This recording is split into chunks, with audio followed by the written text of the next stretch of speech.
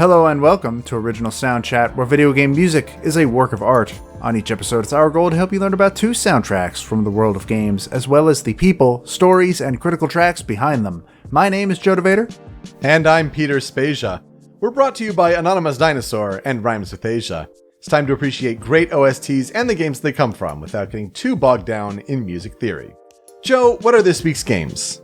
Up first is 2019's River City Girls, a new take on a classic series of beat-em-ups following 2 tough girls who are going to get back their boyfriends no matter what. Following that is the 2D side-scrolling action game that takes the gameplay loop of Hotline Miami, but gives you a sword, time powers, and a mind-bending story. 2019's Katana Zero. It is pixel art indie games from 2019 week. There is also excessive violence in this game. A little more bloody in Katana Zero than in River City Girls. Yeah, yours is a little more like violent violence. Mine is you can pick up a giant fish and beat a pompadour delinquent to unconsciousness with it. Which is still pretty excessive if you think about it. Yeah, I'd say so. Joe, how are you doing? What are you playing? I haven't been playing much, actually, recently. Me and Matt tried to play Halo yesterday. It didn't work out because it wouldn't let us connect to each other, so we think we've solved the issue. We're going to try again later, but we wanted to play Halo because I've never played Halo. I'd never had an Xbox at any point in my life, so that's a series I've just never touched. And now you got Game Pass. Now I have Game Pass, and I think I mentioned that I'd never played Halo when you did Halo. That's right, yeah. But I am about halfway through disc 3 of Final Fantasy IX. That's 3 of 4. So I'm almost there. There's a good chance that by the next time you hear me, I will have finished Final Fantasy IX. At which point, I will have revealed to my roommate that I beat Final Fantasy IX because he's the one that wanted me to play it. I didn't tell him I was playing it. He still doesn't know. Oh, he's gonna not be that pleased then. I'm a bad person. Related to Final Fantasy, I beat Final Fantasy VII Remake. Yeah. So, we've mentioned on the show before that this is the front runner to beat for Best Game Soundtrack of 2020. It's going to take a miracle from a deity to surpass that, I think, because that's an incredible soundtrack. The game itself, though, I liked it. I didn't love it. I think it gets a little tedious during the end, and I do recommend anyone who has beaten the game to go listen to your Smasher Pieces episode, also available on Anonymous Dinosaur, because that made for a really good spoiler cast after beating it. And you guys are absolutely right that, like, if you have not actually played Final Fantasy VII, you may pick up on some of what it's doing, but it's, like, not as impactful at the end, especially unless you know the full range of the story. Mm-hmm. And there are a bunch of spoilers that we'll get into when we're not being recorded, but I love that game. So far, that is my favorite game of the year. I don't really know. I don't have like a real idea of what my top 10 is quite yet, mainly because it's only August. And there's still a few games that I need to get through. Like I haven't even touched Ghost of Tsushima still. I have a feeling I'm going to really like that game. And just a bunch of other stuff. But yeah, right now, Final Fantasy VII is pretty heartily sitting at the top of my list. At least, if not like top 3.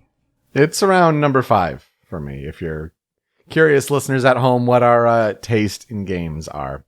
But let's talk about the headlines from the past week and if there are any composer-related news, because we've talked about a lot of composers on Original Soundchat here, but they're still doing new things. They're still working on great stuff. So let's come across some headlines here.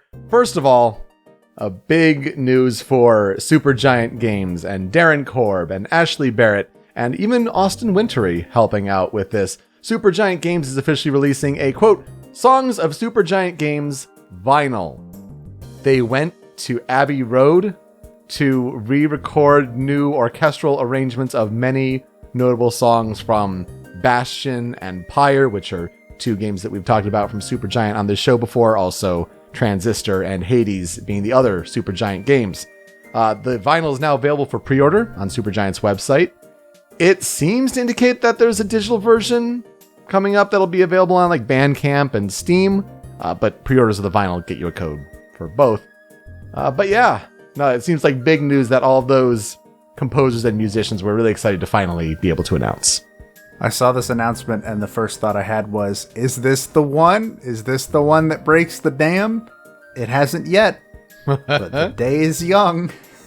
For when you get your vinyl collection going. Oh God, I'm gonna die when that happens.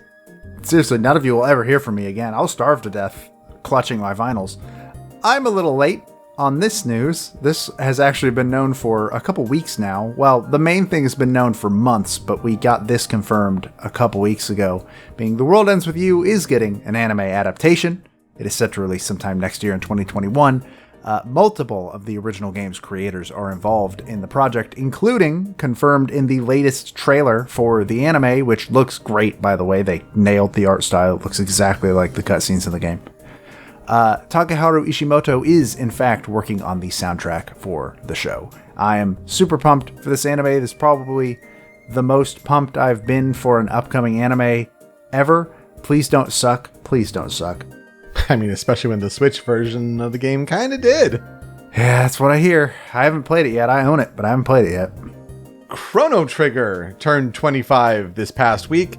The game released in the United States on August 11th, 1995. So at least it's North American release, 25 years old for Chrono Trigger. For what it's worth, the game released in Japan 5 months earlier on March 11th. But, you know, news, America-centric, we kind of do that, I guess.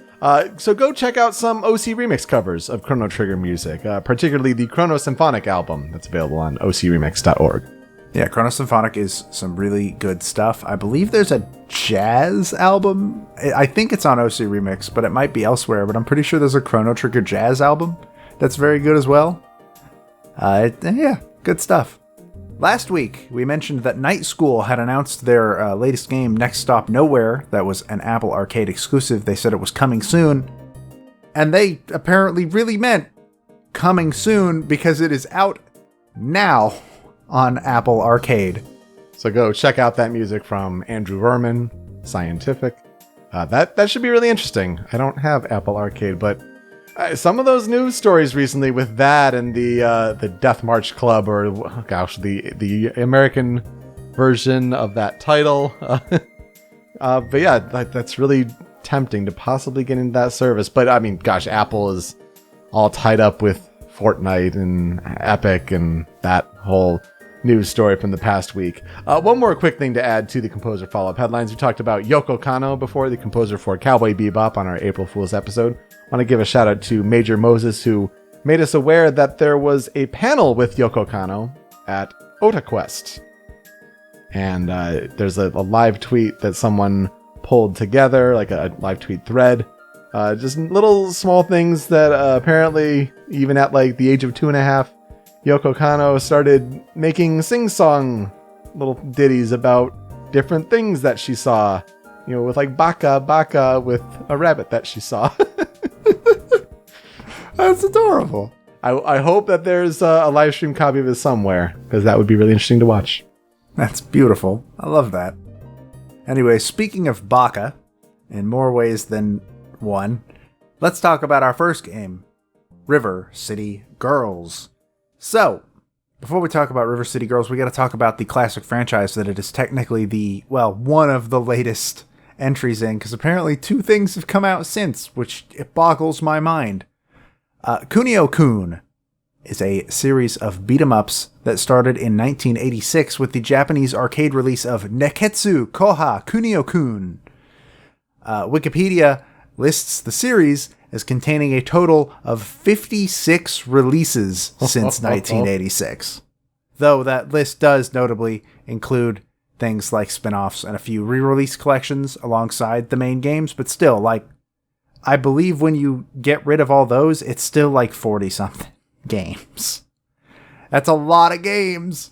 And I feel like a lot of people don't know what Kunio-kun is, or like, River City Ransom or things like that. But I feel like it's one of those things when you see the game in action, and especially like the damage animation of like when you get hit and like the kind of like boggling eyes, like if you know games, you know what this is.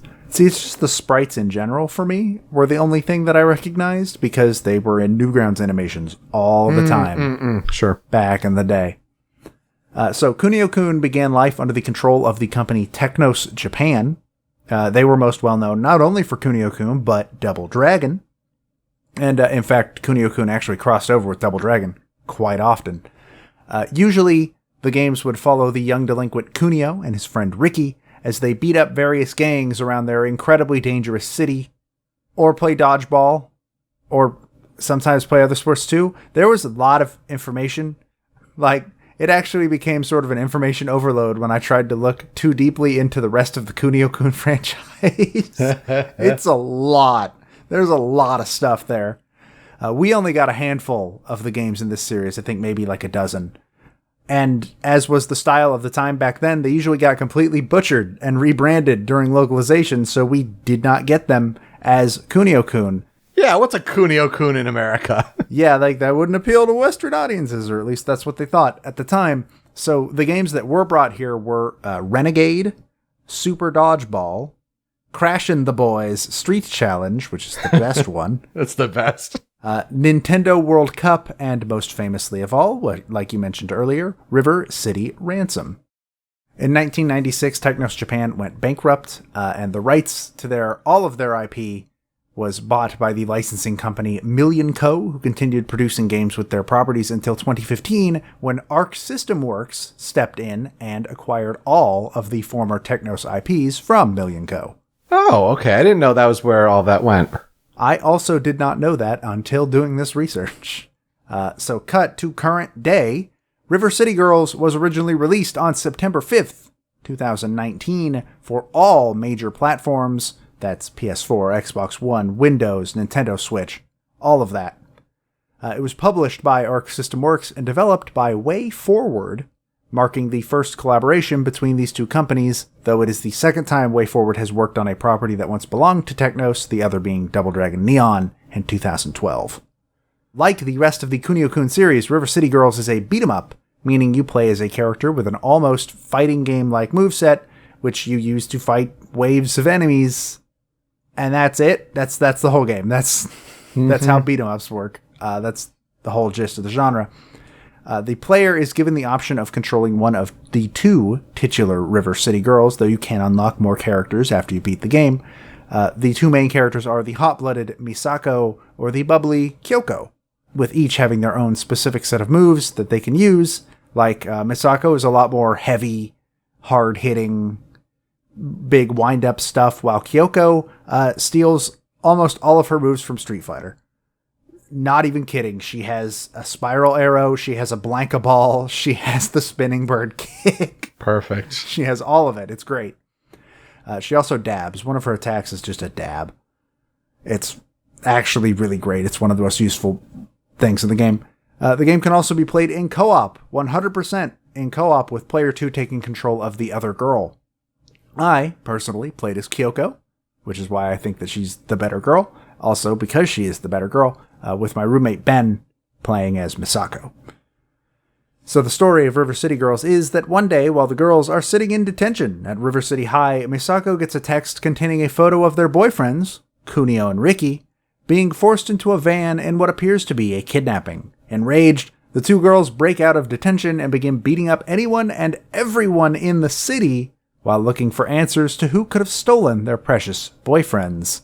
The game takes place over a wide map of areas in River City that are all interconnected, and you can actually return to any area at any point in the story. You can go back and revisit shops and stuff like that, but if you want to go to new areas, you will usually need to either fight through multiple waves of enemies in a locked location, or you will need to fight a boss.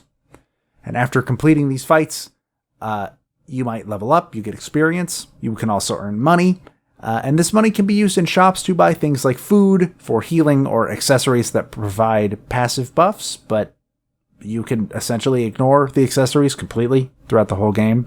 I've never noticed a difference playing with them at all at any point. It's a shame, but whatever. But most importantly, you can use the money at dojos to learn new moves. Fun fact, the dojos are run by Jimmy and Billy from Double Dragon, and they are voiced by Aaron Hansen and Dan Avidan. Oh, bless. It is great. In fact, the whole game features a really fun cast. Misako is voiced by Kaylee Mills, and Kyoko is played by Kira Buckland. There's also just a bunch of other really fun, smaller voiced parts done by people like Jacksepticeye, Ross O'Donovan, Sungwon Cho, and more than that, just a bunch of very... It's one of those games where you hear a voice of a really minor character and you think, oh, wait, is that? Oh, man, yeah, it is. Oh, cool. Christina V was the game's voice director. We talked about her for her work on Shantae Half Genie Hero. She did a really damn good job with the voice acting direction in this game.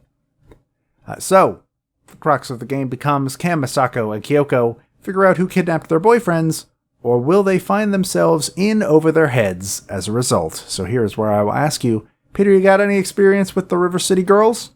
I don't like beat 'em ups all that much. I mean, I'll play a couple every now and then, but I feel like I heard this game, I heard of it, and because of things like, oh yeah, the Game Grumps are in it, or little things like that.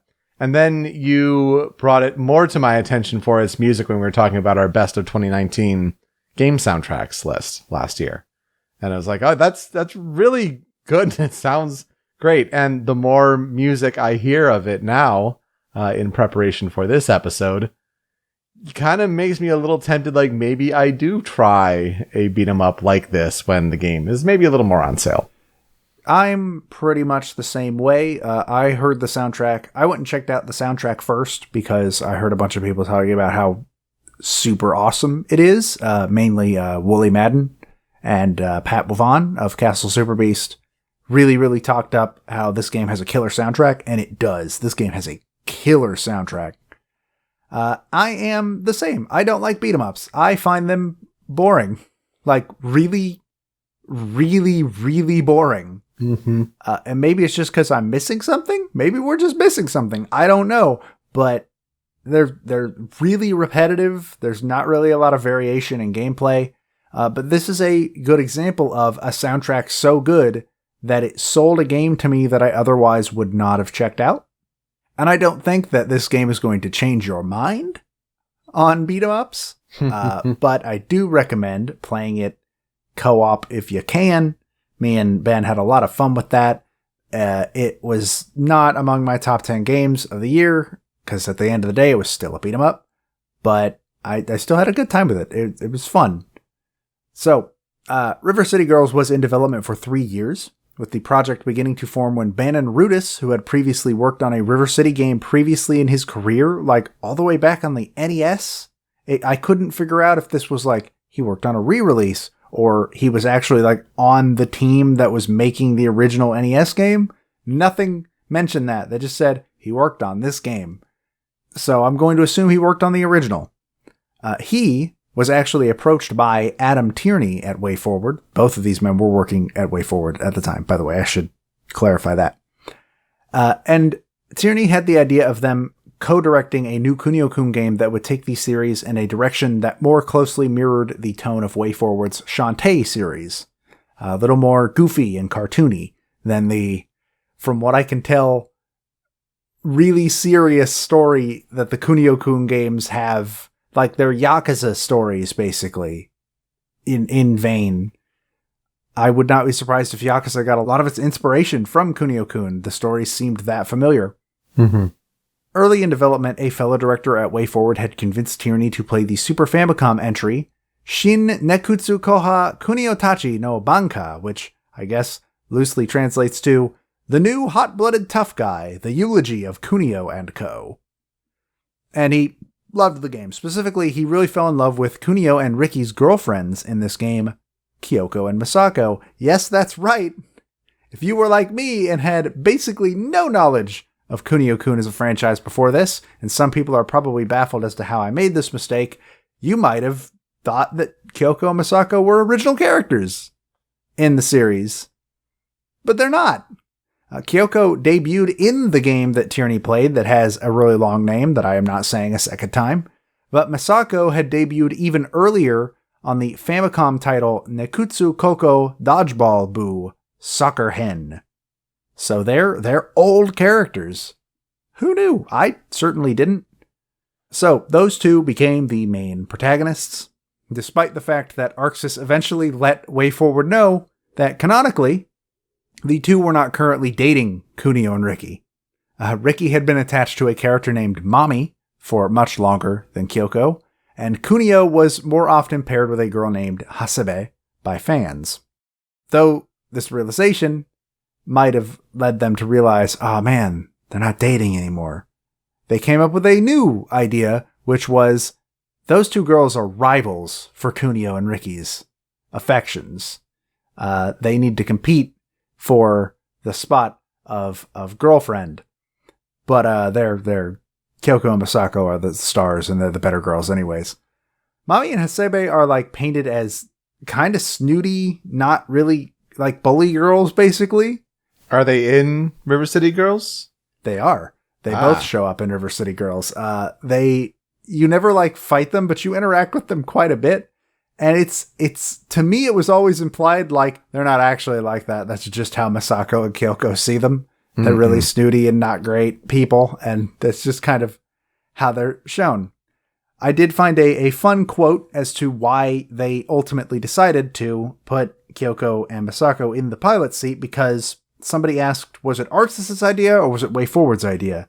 To which Tierney actually responded that it was WayForward's idea specifically, saying, quote, in most previous Kunio-kun / River City games, it's Kunio and Riki who are the playable leads, so turning them into the damsels of distress this time was a fun twist on the series. Which, yeah, taking the two tough guys and making them the damsels in distress is a fun way to go about things, I think. So, from the start, the plan was to use pixel art instead of the hand-drawn art that the Shantae series had transitioned to, in order to draw a closer connection to the previous games in the franchise, which are all, as far as I can tell, pixel art. And one of their main goals for the game was to have it, quote, exude style, with more expressive sprites and characters than the series had previously seen.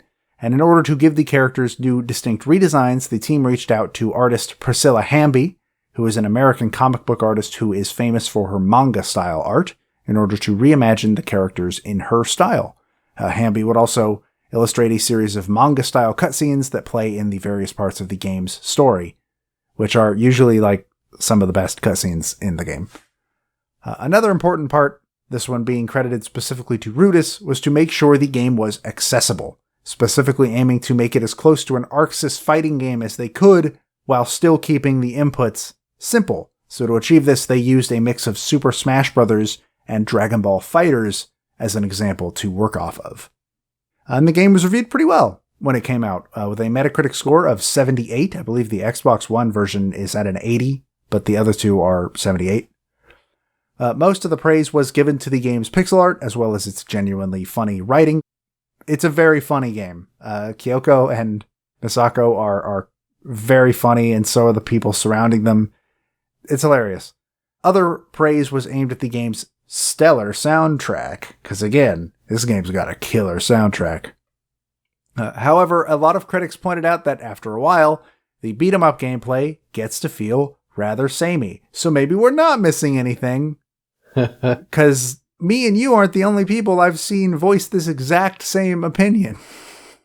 And the buffs provided by the accessories are so small that you can essentially ignore them for the whole game and never notice a difference. Like I said earlier, I never noticed any difference, and we mostly forgot the accessories existed for a majority of the game.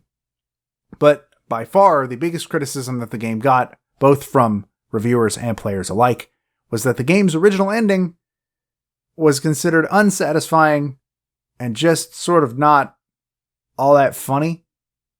Like it was going for a joke, and the joke was, haha, we wasted your time. I don't even consider it a spoiler, so skip ahead a minute if you don't want to hear. At the end of River City Girls in the original ending, you find Kunio and Riki, and it turns out you're not dating them. You're two crazy girls who keep following them around and think they're dating them. and then they go to hang out with the other two girls that were mentioned earlier. Oh. And people didn't like that. The complaints were so loud that in January 2020, WayForward added a new special ending to the game that got much better reception, where they are actually dating Kunio and Ricky, and they're taken out on a date. I feel like that ending, the original ending, only works like if you have the knowledge of the franchise. Yeah. Which not everyone does. Especially in the West. Yeah. So, the game seems to have been relatively ignored at awards shows. As far as I can find, it was nominated for one single award during awards season, being Game Franchise Fighting at the National Academy of Video Game Trade Reviewers Awards. WayForward has confirmed via Twitter, though, that, quote, more River City Girls is on the way, but they have not yet made it clear if this means a sequel, DLC, whatever else there could be. They haven't said. They've just said more River City Girls is coming. So, either way, something to keep an eye on. So, for the music in River City Girls, it was mainly done by Megan McDuffie. I couldn't find a lot of supplemental information on her, but her website does have a rather lengthy bio that talks about her and her work and kind of how she got to where she was. So we at least have that. According to her, there was no single moment where she decided she wanted to write music. It was just always a thing she wanted to do from day one. She grew up in California and was always doing things related to music, including private lessons, as well as taking part in, quote, world-traveling choirs. She graduated from the University of California, Santa Cruz with a Bachelor of Arts in Film Scoring and a minor in Electronic Music, and from there she went on to attend the Berklee College of Music, where she earned a master's certificate in orchestration for film and TV. And after graduating, she started writing for films and video games as much as she possibly could. She lists some of her major influences as Trevor Jones, Koji Kondo, IAMX, Tangerine Dream, and Depeche Mode. And she has a couple quotes in her bio that I actually really kind of clung to. The first being, quote, in 2006, I heard film composer Hans Zimmer speak at a composers convention in Los Angeles. He basically said, if you can do anything else, do it. The music industry is terribly difficult to break into, so if you have any penchant towards other fields, go for them instead. Only the people who absolutely cannot do anything else in life and be happy should compose music for film and video games. I can safely say that I am one of those people. She also says, quote, if you looked for someone more passionate about their work, you would be hard-pressed to find them. You can follow her on Twitter at Megan McDuffie. That is Megan McDuffee. She's a pretty cool lady. She has done a lot of music for short films and stuff that I'm not familiar with personally. She also calls out that she has done a lot of music for Hollywood trailers. Most notably, the two that she specifically points out in her bio. She did the trailer music for The Predator and the Natalie Portman film Annihilation. In terms of games, two that I have not previously heard of, being Mimic Arena and Plunge, and she also, of course, did River City Girls. That is her most notable work to date in video games, and it's a hell of an intro for me, at least. And she also just writes and releases her own original music, and it's all good as far as I can tell. You can find it on her Bandcamp page at meganmcduffie.bandcamp.com. So let's get into some of the stuff I found about the actual soundtrack itself. While a majority of the soundtrack was done by McDuffie, nearly all boss music was done by, and I'm very sorry if I mispronounce this name, and if I do, and if you hear it, please feel free to yell at me on Twitter with as many bad names as you want, and tell me how to pronounce it, so that I don't make that mistake a second time, because I do want to bring this person up for an episode in the future. Neom Houston. She goes by Chip Zell online. She did pretty much all of the boss fight music in the game, while Dale North, Nathan Sharp, aka Nate Wants to Battle, and Christina V are also listed as contributors. And according to Wikipedia, some of the songs on the soundtrack are supposedly arrangements of past River City Kunio-kun music, and I could not for the life of me find which ones. So that might require more research on my part, I could not figure it out. I'll have to go look into, they listed 2 games, so maybe I'll have to just go listen to the full soundtracks of both games. And maybe I'll get back to you on that. But this soundtrack is still super cool, and I'm now a fan of Megan McDuffie's work, because I hope you listening at home get to enjoy it just as much. Yeah, let's get into how it sounds, because I keep hyping it up, and hopefully I haven't overhyped it. I don't think I have. Let's get into our 5 critical tracks. Critical track number 1, We're the River City Girls.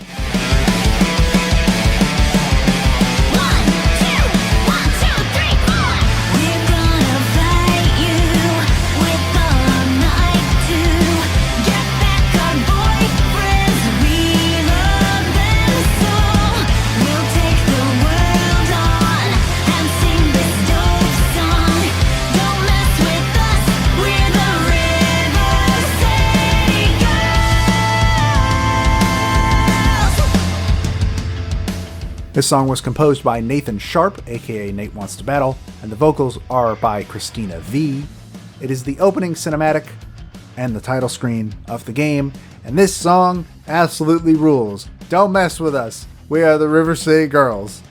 Christina V once again killing it on the vocals. The second half just becomes an instrumental version where Sharp gets to equally kill it, and it's just a song that really gets you hyped to really take on the world. You're gonna go kick the crap out of some delinquents, and it's hyping you up for that. It's cool, and I think it's a fantastic introduction to the game's overall tone. River City is a rough and tumble place, and for that you need a rough and tumble intro, and this, sure as hell, is a rough and tumble intro. It's one of those songs where it's like you listen to it, and then it's just like, oh, it's 100% Christina V. Like I don't need to look up any credits, because it sounds like Shantae vocals and bing, bang, boom. That's exactly what it is. And it just makes you want to throw somebody through a car. I can't physically do that in real life, so that's why I play video games. But that's what this song makes me want to do. But that's just the intro. Let's get into some level music with critical track number 2, Bully. Tired of your foolish game. Time wasted, trying to look so tough. I'll change it, kill the lights, gonna fight. Don't you hassle me on this ride. Feel the spite, won't play nice. Don't you bully me. You'll want to run and hide. This plays during one of the sections of River City High. Majority of the soundtrack is instrumental, but every little section has at least one area where the music brings in some vocals, and these vocals are all done by McDuffie herself. So that is Megan McDuffie you are hearing sing in this song. They're all great. All of the vocal songs are fantastic, but this one's my favorite, I think, and it's also the first one that you hear in-game as you're fighting out of the school. It has this really good groove to it. And I think the chorus is a lot of fun to sing along to. Like a lot of fun to sing along to. And I think when I was listening to the soundtrack before playing the game, this is the song where I hit it and thought, oh yeah, this soundtrack is something special. This is some good stuff. I'm down for this. 1000%. This was not the first I heard on the soundtrack. If you'll remember from our Best of 2019 episode, that song we introduced to you all there will be in this Critical 5. It's just not here. But then I start to listen to the other songs, especially the ones you bring to the table here. This one has me hook, line, and sinker for sure. It's so cool. And McDuffie on the vocals herself, so talented. That's incredible. It's so good. Yeah, this is probably my favorite song of the... No, this is my second favorite song of the soundtrack. But yeah. Good stuff. Critical track number 3. We're going to take it into the more instrumental songs on the soundtrack. Knockout.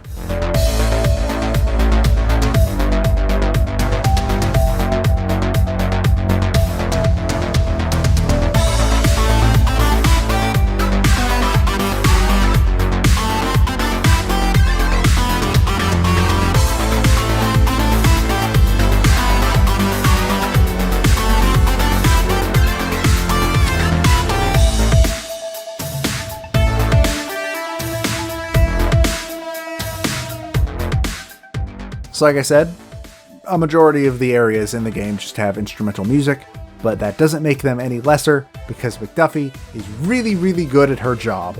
And I am so excited to see any other game she works on next. I hope this opens up a lot of doors for her because I want to hear more work with her name on it. Yes, absolutely. This is by far my favorite of the instrumental tracks in general.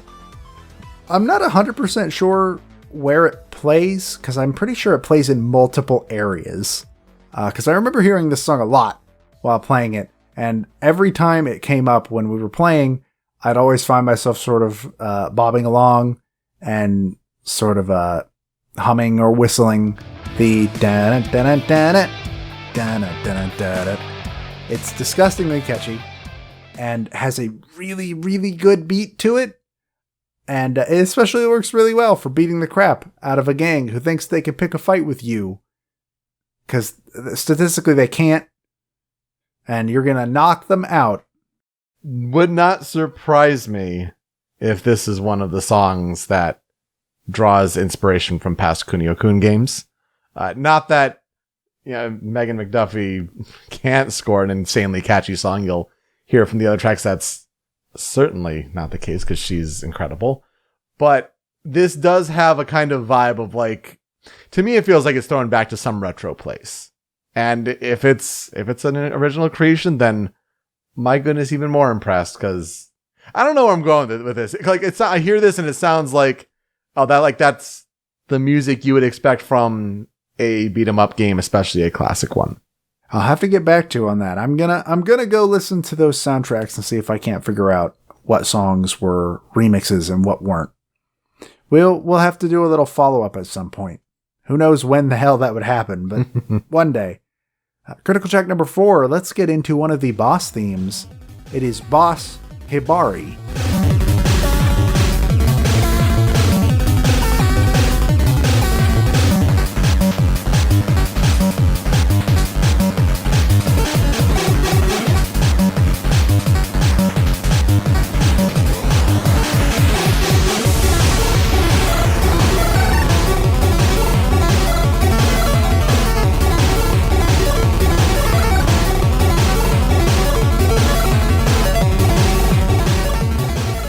As stated before, the boss music for the game was largely done by Chip Zell, and this is one of the songs that she did for the soundtrack.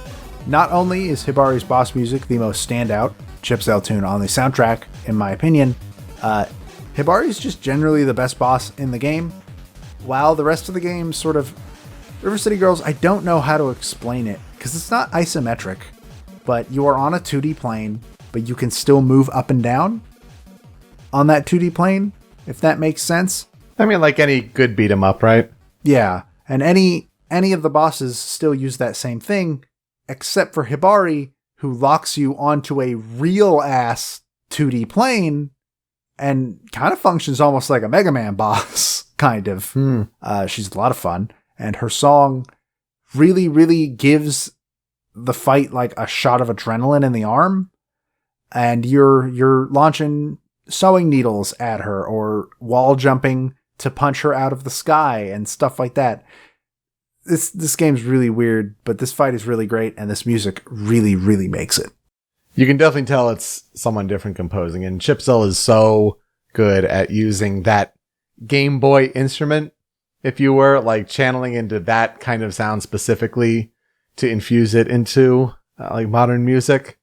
And like that must line up with the locking into 2D specifically. Just, yeah, that's really, really cool. Yeah, it's very, very fun song. But my favorite boss theme in the game is actually by McDuffie, being Boss Noise. Guess you are rather bold. Finally we meet. So let's give 'em a show. How's this heat? Feeling those chemicals. Call the doctor. You're in trouble. Adrenaline kicking in. Don't you bother. You'll never win.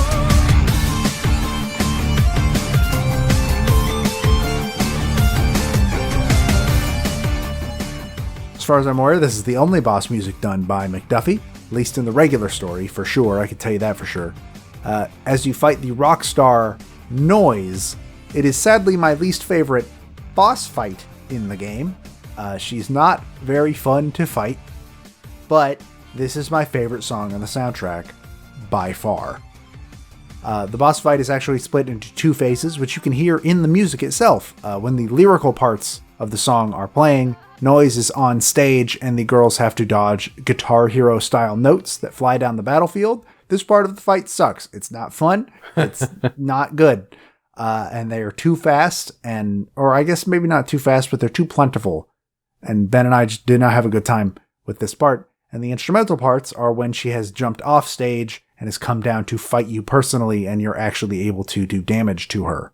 And just, the lyrics of this song are so good. They're so good. This whole song is really fun to, sing.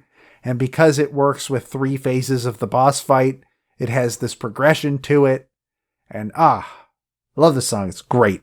Yeah, you don't hear it in the clip, but for it to speed up over time with those different phases, totally works. That's really cool. I didn't know how the boss fight actually works. So yeah, this was the one that we included in our best of 2019 list. All right, there was an honorable mention there for sure. But a great introduction to how this soundtrack sounds and McDuffie's vocals. And yeah, it's a great one. I think it really stands out for a reason, and you're absolutely right there. So, 4 tracks on the cutting room floor. I got 2. The first being Rich. I don't care what you pay, just watch me walk away. If cash is your reason, you won't keep anyone. You may think it's true. This song plays when you are in Hibari's store / factory / office. I don't know what this building's actually supposed to, the central use of this building's supposed to be. There's a sweatshop inside of it, I know that for sure. This is a very close second for my favorite vocal area music in the game, right behind Bully, because the chorus is so fun to sing along to, and it's so catchy. You won't keep anyone. That part's just so fun to sing to. It's such a good song. You can definitely tell how it's so similar to Bully, and both are fantastic. I love the vibe they both put out. Meanwhile, for a complete change in tone, my other track on the cutting room floor is Can't Quit the RCG. Don't need an overachiever. Bad girls are just bad news. What I'm looking for is a special class of girl who can kick my ass. Need myself a River City girl. This song is composed and sung by Nate Wants to Battle, Nathan Sharp. It is the credits theme of the game. This poor man. And yet, in a weird way, I relate. The whole song is about how this dude is super attracted to women that are gonna kill him one day. One of the lyrics is, I've always got a concussion, my spine's been fractured 6 times. Because he loves those River City girls. They're tough and they could break him in half. And also, if you've ever heard Nate Wants to Battle on YouTube, all that, I feel like we've brought him up in a cover before. I can't remember for which episode. Once or twice, but I can't remember what game it would have been for you. Yeah. This song in particular, though, his energy and the way he writes and performs, it feels like Sonic the Hedgehog. A little bit. Like 1,000%. Like, you could have put this in a Sonic game and you would not know the difference. Except the whole, Sonic being broken in half by Amy Rose. I don't know about that. Sonic just needs himself a River City girl. If you think about it, we all just need ourselves a River City girl. Mm-hmm. But I'd rather live, so please no. So what will I never forget about River City girls? Again, I'm still not a big fan of beat-em-ups. I am glad that I gave this game a shot. I'm glad that I played it with my roommate. We had a fun time playing it in co-op. I don't think I would have enjoyed this game by myself. I can tell you that for free. I think it's worth the price of admission for the soundtrack and writing alone, though if you are like me and Peter, Not a huge fan of beat 'em ups as a genre. I would not blame you for waiting for a sale because it's regularly what, $30, I think. Oh, jeez, yeah, maybe, sure. I was expecting maybe 20 on like normally. No, I believe it's 30. And so I would not blame you for waiting for a sale on that one. But the gameplay is fine. But at the end of the day, it still has all the aspects I don't like about the genre in general. It's very repetitive. It just sort of takes you from point A to point B. It throws enemies at you that are just huge. What's the term for bullet sponges, but with your fists? Is that just fist sponges? Fist sponges. That's what the enemies in this game are, and that's just a thing that beat 'em ups do. It's a very good beat 'em up, but at the end of the day, it's still a beat 'em up. I am still willing to try a potential sequel or some DLC whenever Way Forward comes out with more information about that. So, So, for our transition, we like to highlight a fan cover remix from whether it be a Remix, YouTube, etc. I found a metal guitar cover of Knockout from the YouTube channel Maximum Guitar. It's really good. This song rules when put into like an actual live guitar. Who could have guessed? Me, I could have guessed. It's Megan McDuffie and she does this kind of music for a living, so yeah. So please enjoy that, and we will be right back.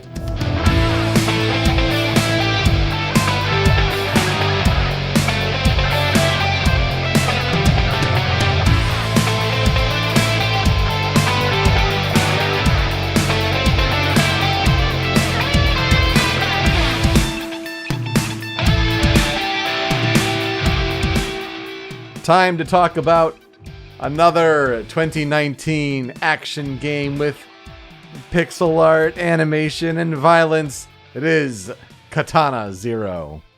Katana Zero, another game where it has one release date, April 18th, 2019. This is for PC and Nintendo Switch. I had almost thought that this game had come to Xbox One and PS4 somehow, but no. PC and Switch. Yeah, I also just sort of assumed that it had come out on those other platforms, but weird. All right. It is developed by ASCII Soft and published by Devolver Digital. ASCII Soft is basically one person. This is Justin Stander, who is like the creative vision behind this game, and other artists and whatnot do help, of course, but ASCII Soft is mostly a one-man creative operation. Katana Zero is a side-scrolling 2D action platformer where you, a samurai with special abilities, you need to clear each room with a perfect run. You have a variety of tools at your disposal, but one hit from an enemy results in instant death. It often draws a lot of parallels in reviews to Hotline Miami.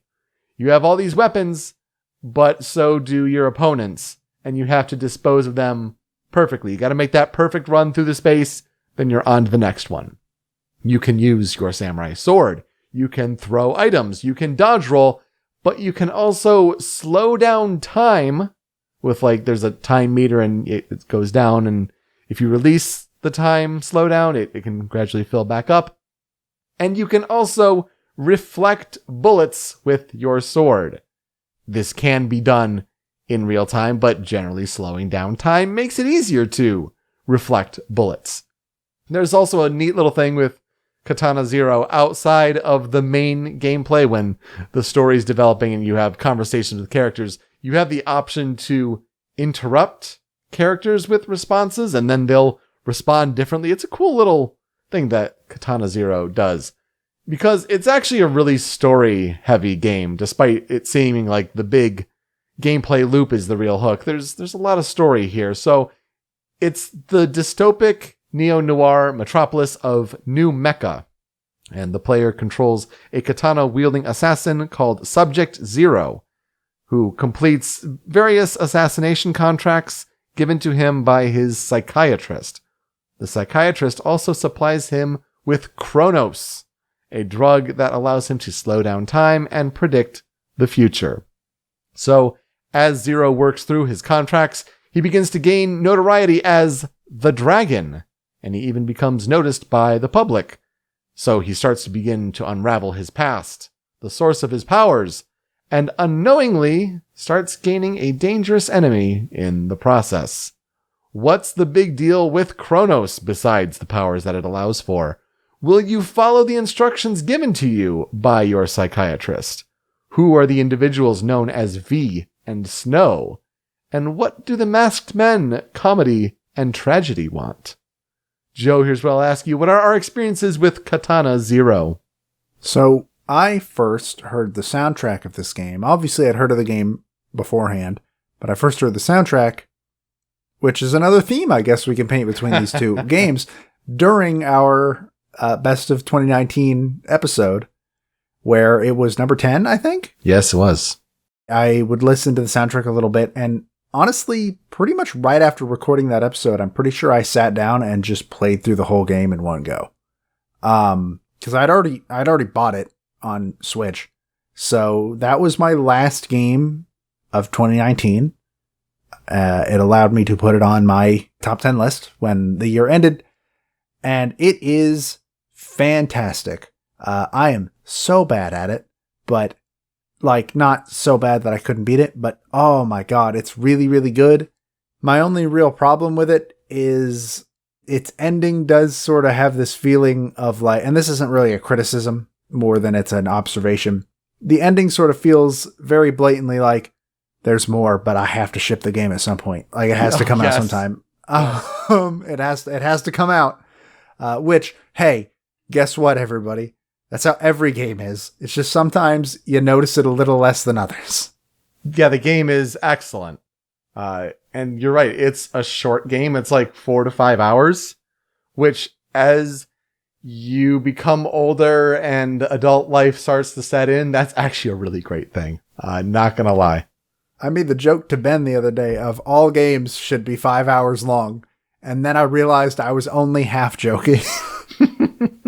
I mean, yeah, especially when it comes to like indie games. Like I don't need a 30-hour indie game.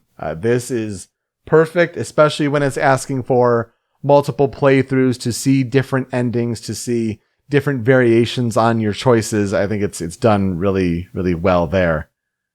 I remember trying to play Hotline Miami, and we talked about that game on the show already, but Hotline Miami was a game like it burned me out. I stopped playing. Like I hit a wall playing that game. Katana Zero, like you said, it's not easy, but the loop and the hook is so intoxicating that it makes you come back for more, and you'll eventually get it. And so, like you, I also beat this game. I haven't gone back for the multiple playthroughs, but it's a really fun game, and the soundtrack is so 80s synthwave that it's just incredible. It's like the pinnacle, I think, almost like of what Hotline Miami was trying to do, and just like polished and like hitting that sort of feel for a soundtrack. So good. In terms of the gameplay loop, it does like a really genius thing, which is you get through the level and then it shows you like, and here's what the perfect run looks like, because you did the perfect run, and here's what it looks like without any of the time slowdown or anything like that. And it looks really cool, and then you feel really cool because you know that you did that, and then rinse and repeat forever for 5 hours. And it's really, really, really satisfying every single time. Yeah, it's very much like a super hot thing, right? Where in that game, like you're slowing down and time only moves when you do, but you see the perfect run at the end of it. Very much like that. Super, super smart there. So here's the thing when it comes to the research for this game. I was shocked when going to like the Wikipedia page or even fan wikis or things like that. There is tons written for the game's plot. It's a very story heavy game. It tries some bold things. It gets a little much at the end of the game, let's just say. Big ideas, big grand plans for story arcs, conspiracies afoot. past events entering things. There's a lot. And yet there isn't much told to media or in just interviews or on podcasts or things like that. There's not much told about the development of Katana Zero, which I found very surprising. What I could find is that the game was developed using Game Maker Studio 2, and it took about 6 years to complete. As I mentioned, the developer ASCII Soft is driven by Justin Stander. This is his vision for the game, and it's really his attempt to break out of the freeware space. He really looked to Terry Kavanaugh and his success with VVV as a big inspiration, where he had done freeware games before, and you put them on a website and they do all right. You know, people play them, sure, but to have a game break out and be such a huge success that people pay money for and you get to make money, and maybe you try things after that, and maybe the ideas after that don't go so well. This is Justin Stander as ASCII Soft trying to break in out of the freeware space into, big game publishing. And so Devolver's the perfect publisher for something like that. The development budget was so shoestring, though, that it was about $60,000. And that may sound like a lot of money as far as just like a chunk of change or like a year's salary. But when it comes to making a game, that's nothing. Paying artists, paying composers, that is nothing. But that's about all I could find. You could talk about like, oh, he was inspired by his favorite 80s action movies where there are moments where the villain is explaining his plot in detail and then someone comes busting in and kills him. Like, you could talk about that, but there is not much about the development of this game. Yet, Katana Zero was reviewed well, with a Metacritic average of 83. Just this fantastic action. You can plot these things out like puzzles, strategize, all this, and it feels just so satisfying to have that excessive violence, right? Of course, the shorter game is also a plus. Definitely people noted how, it felt like it ended at the right point for what it was trying to be. You don't want it to get, too repetitive and too excessive.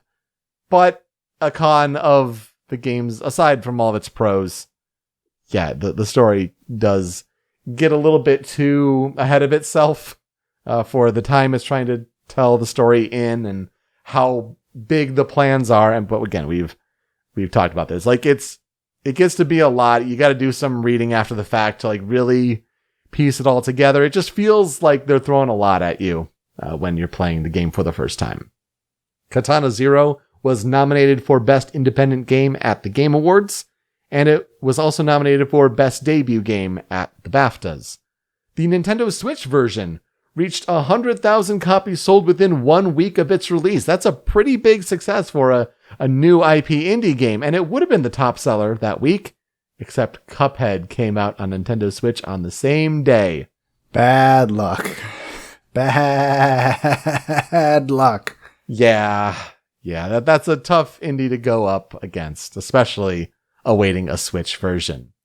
There is a free DLC update that is planned for Katana Zero if you happen to own the game. It's currently in development still. As of February 2020, an update from Stander said that the scope has been expanded to about 3 times larger than what he originally had planned. Ooh, boy. And he's still going to make it free, but he even mentioned exactly what you said, that he encouraged other indie developers to limit your scope. It's okay.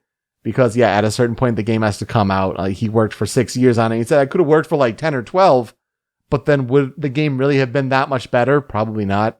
There's a common saying in game development, and any aspiring developers listening, this is a very important saying to take stock of. It is, no game is ever finished.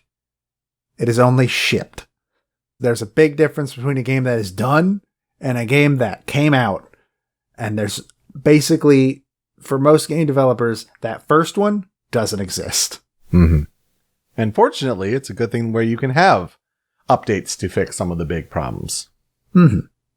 As you may have heard at the end of last episode, when we were teasing who are we talking about next week, and I said, I'll be talking about Ludowick.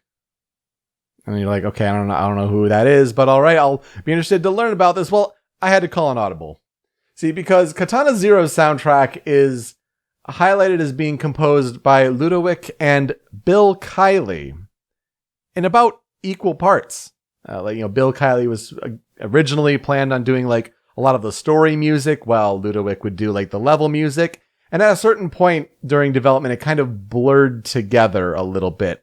And as we start picking our songs for the Critical 5 and what's on the cutting room floor, I'm looking at, Bill Kiley has a lot more credits to these songs that we're picking. Also, looking up information on both are not that all over the internet, but Bill Kiley seems to be more than Ludovic. So I'll be talking about Bill Kiley today. The little I could find.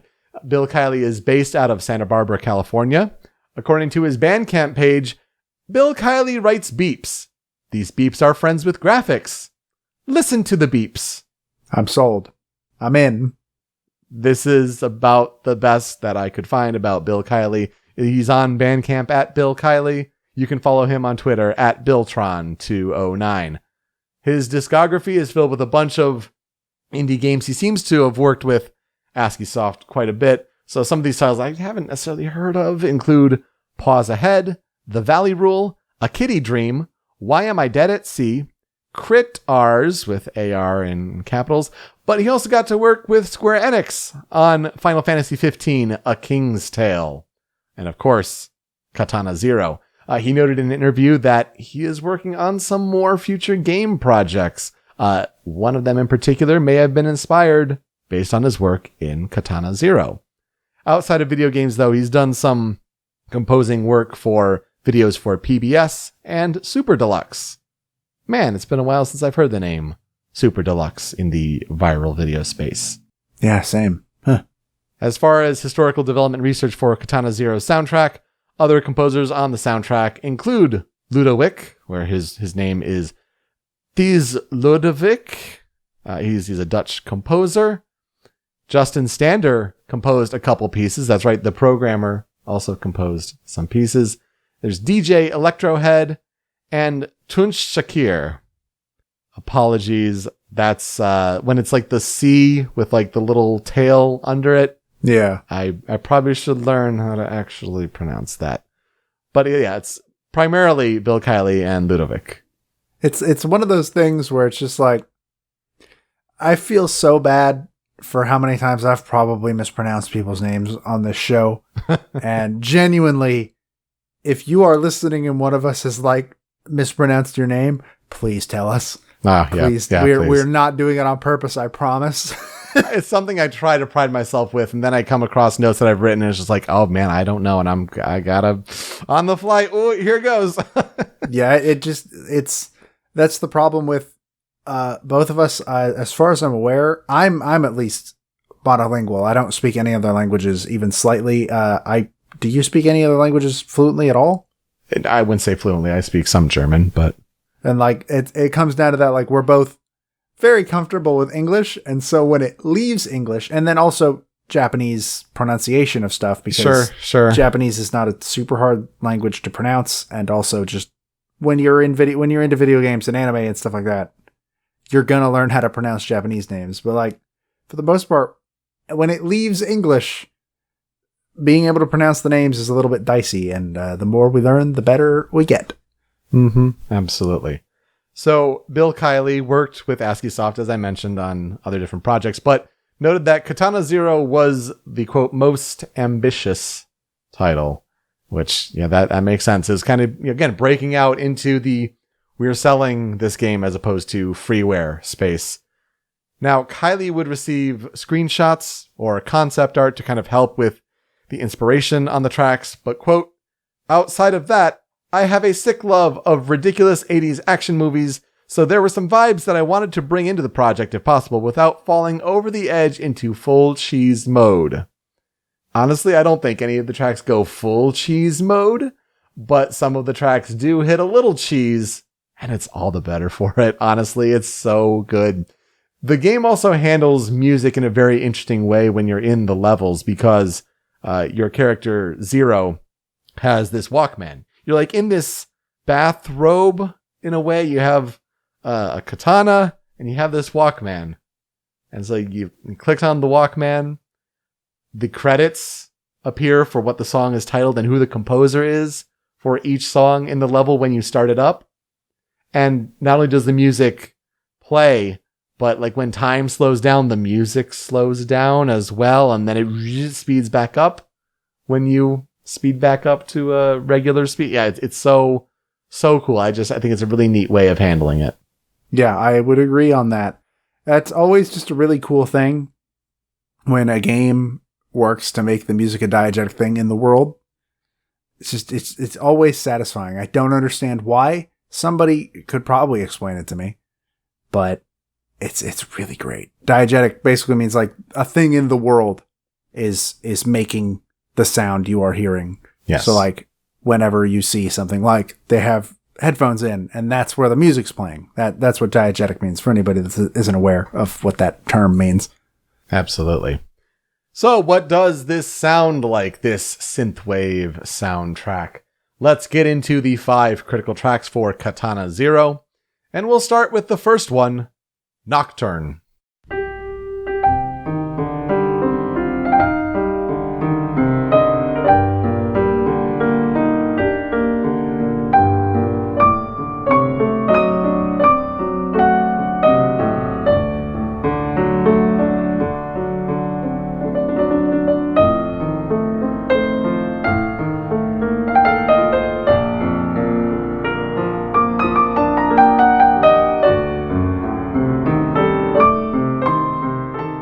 This one composed by Bill Kiley and Justin Stander, the programmer, the creative force behind the game. This is the psychiatrist's theme. So when you are in his office, getting your dose of Kronos and getting your instructions for your next assassination mission, this really chill piano piece is playing.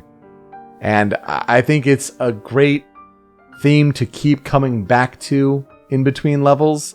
There's another piano piece that's like this, where it's like the downtime in between missions.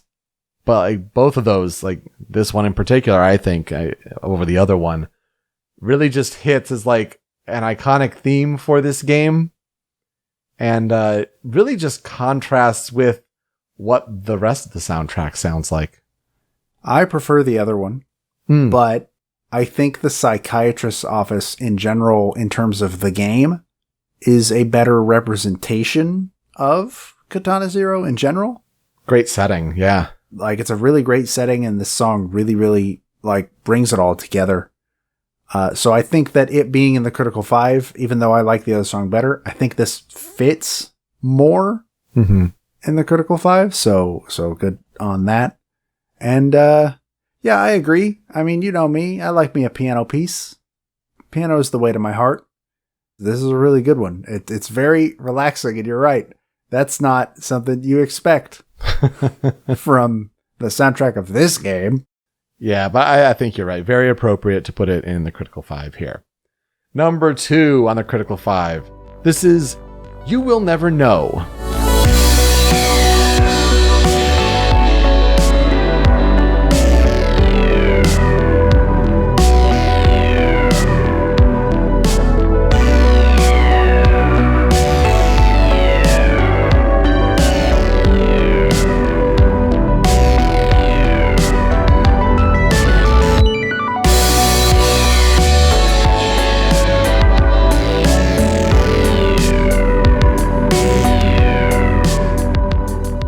Composed by Bill Kiley. This is the music that plays in the factory, which is the first level of the game. Your first assassination mission, that is. So when you're kind of learning the foundations of how you go about taking care of those on your missions. And this is just the pinnacle of like, what would a synthwave song sound like? This is absolutely what synthwave is. From the low bass notes that go or like the little riff transitioning to the different part of the song with the like it's this little rising, trilling up piece. Wow. Yeah, the sounds of the synths going hard with the big drum beat behind it. I think just a great introduction for a first level. It's not too difficult, so the vibes aren't too strong. It's not pounding yet. And this is kind of where you see the overlap of like, this isn't Ludowick doing the music where he's known for like a darker, heavier electronic score. This is still, Bill Kiley, but again, like it's, the early levels here. And it's really interesting that it comes in the first level because as we mentioned, like this game has some really like fast-paced stuff sometimes.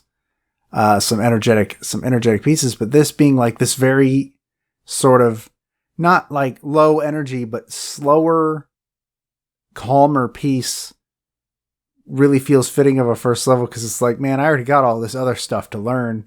Do you got to throw like a really stressful song at me at the same time? And they were in the good enough mindset that they didn't do that. And I think that this song kills being the song for learning how to play Katana Zero. Absolutely. Yeah, that's a perfect description. Number 3 on the Critical 5. This is Driving Force Neon Fog.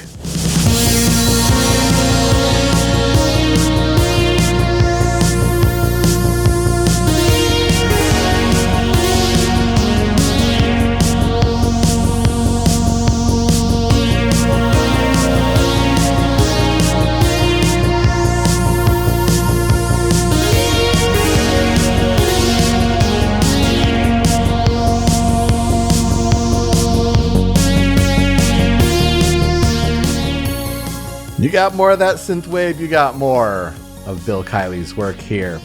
This plays in the motorcycle chase, which is an important part of the mansion level, which is level 5 in the game. Yeah, definitely a memorable sequence where you're riding on motorcycles and still reflecting bullets, still killing enemies, and yet the city and its neon glow is behind you. It's the perfect cheesy 80s action score. See, this is where, again, like that cheese works so well here. Just a really memorable sequence in the game and a great tune to go with it. But yeah, you want an 80s action score that really amps up those synths. Yeah, this is it to a T.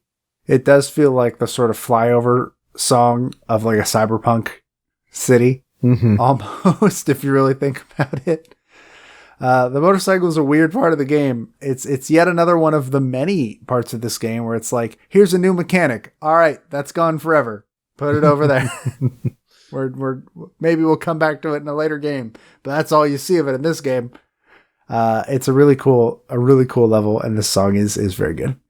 Speaking of, we're gonna throw something at you and then not use it again.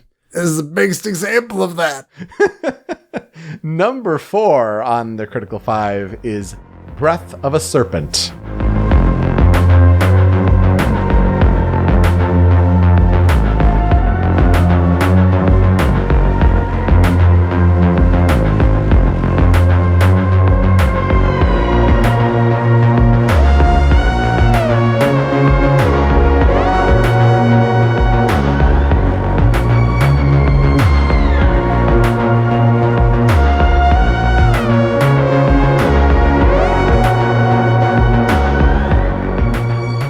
You notice how the music sounds different?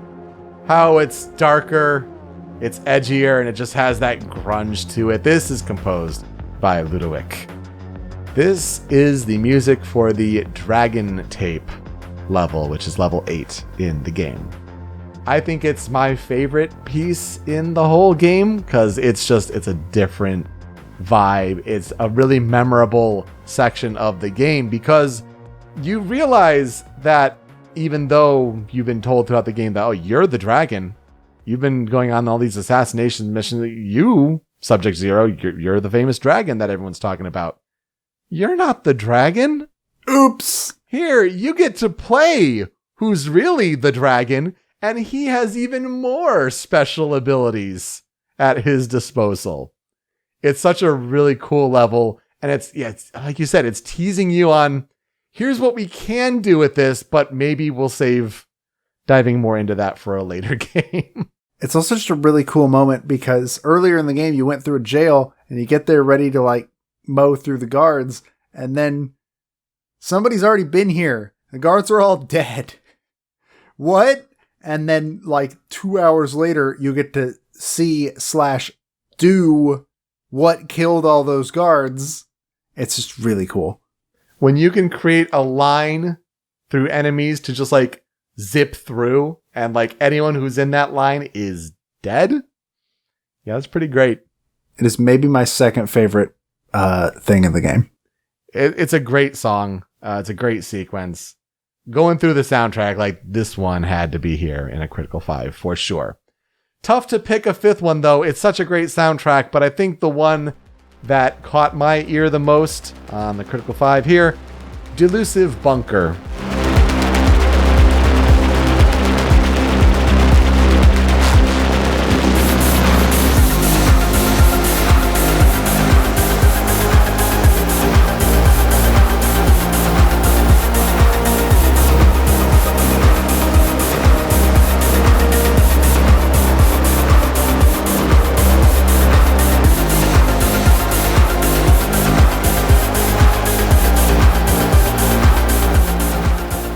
Also composed by Ludovic, if you know that sound is any indication. This plays in the Bunker 2 level, which is level 11, like the second to last level in the game. You can definitely tell it's getting like end game vibes here because like the dark energy here is just like amped up so much. It's almost like an evil rave vibe to it. But it sounds so good. I think it's one of those songs where it's like, yeah, it may sound good pumping in your headphones for the clip there, but like, give yourself the opportunity to go listen to the full thing. And if you can, play it in game because it's one of those songs that like only enhances the experience of playing the game, the difficulty that it's throwing at you, and it just makes it more satisfying when you clear it. Really gets you in this kind of mindset that they really want to really set in here for the experience. The bunker in general is my favorite level in the game because it's just a bunch of to me, it's the perfect distillation of Katana Zero's gameplay in general. Mm-hmm, yeah. Because it is small rooms, certain combination of enemies. How are you going to deal with this one? You got nowhere else to go. Do it. Figure it out. Yeah. And it's really satisfying. And it stops from being, because there's one other area of the game that's just like, here's a bunch of enemies. There's nowhere to hide. There's nowhere to run. You just have to do it. And I hate that part of the game. That part can eat my whole butt. But this does it super well because it's small enough groups that it's not frustrating, but it's big enough groups that it's still a challenge. And it feels like more an accomplishment, yeah. Yeah, and this song, if I remember correctly, builds with every floor until you get the part that's in the song, the clip. Yes, absolutely. And it's just fantastic. Yeah, I totally agree. If you go listen to this song, the ideal place to listen to it would be in-game. For sure. But like you said, it's a very good soundtrack, and it's tough to leave tracks on the cutting room floor. So Joe, you have two. Hit me with them. So Delusive Bunker is my second favorite song in the game, but my favorite, surprisingly enough, is my first song on the cutting room floor. That is Katana Zero.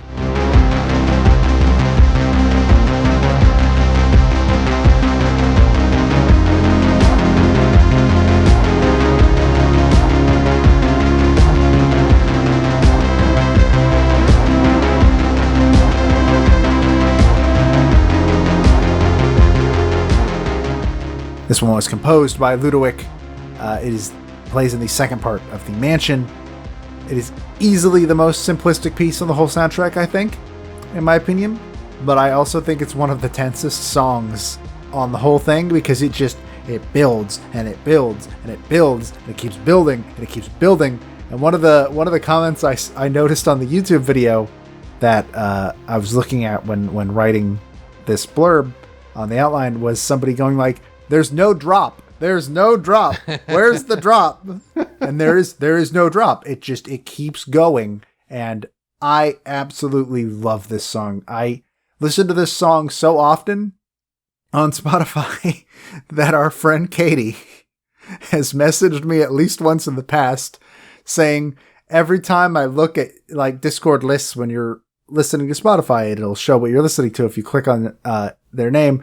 And she just messages me with, every time I look at that when you're listening to Spotify, I feel like it's always that exact song. So I really like this song. Yeah, it's a great one.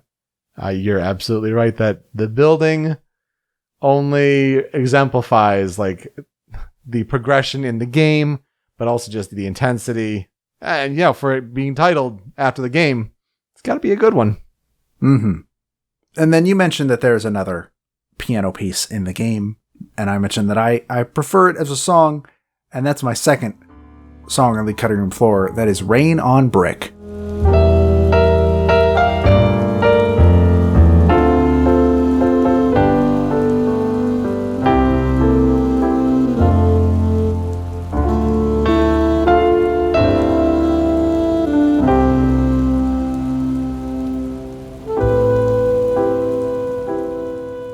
This one was composed by Bill Kiley. It serves as the main menu music, but also plays in Zero's apartment when you are there, which feels nice. Yeah, just good break. Again, like between that and the psychiatrist's office, amidst all the violence, it's good to have like that downtime and like, oh, who's this little girl character? And oh, let's do things with her. Oh, is she the most interesting part of the entire story? Oh man, that's weird. It's just a very serene and relaxing piece. The piano and sax and the rainy soundscape. The rainy soundscape is a really nice touch. I really like it. Yes, it is a big rainy mood vibe. Yeah, throwing a soundscape of rain, like a rainstorm behind any song that's like this, everybody should do it. Maybe don't actually, because I'll fall asleep if I listen to all of them, but it's great. And the sax really kills it. The piano and sax are a great combo. It's a good, nice piece. Yeah, the pianos here, both for this and Nocturne, are actually live piano recordings. It's not, done through a MIDI station or whatever. It's actually live piano recording. You can kind of tell it's great there. And this is actually Bill Kiley's favorite track when he notes in an interview, quote, "I tried to write something that would feel comfortable after multiple listens and signal a break from the crazy action. These quiet moments are important for the character and the player." Nailed it. 100%. For my songs on the cutting room floor, my first one is kind of a silly one, but I love it. It is Worst Neighbors Ever.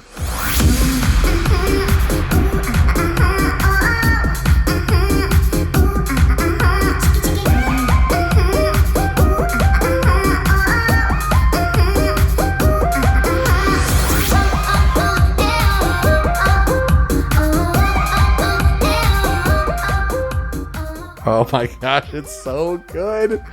This is composed by Bill Kiley. See, he keeps coming up. I had to take that audible. I'm sorry, Ludowick. He also had more about him online, just saying. This is the party music that plays when you have, when you're in Zero's apartment and neighbors below you are having this big party and it's going. So it's a little muffled, but the actual song itself is fantastic. And you get to hear it clearly in a oops snuff tape. That's kind of important in the story. Oops. Yeah. That part's a little much for me, actually. Yeah, I agree. But the song itself is so stupidly catchy and cheesy. So it's almost like a joke track. It's like one of the last tracks on the soundtrack. But the little part where it's like chicky chicky, it's just like, oh my gosh, such a cool little vocalization to put in there. Man, I find myself like always with a smile on my face when I listen to it. The other one on the cutting room floor for me is Boss, Boss, Boss.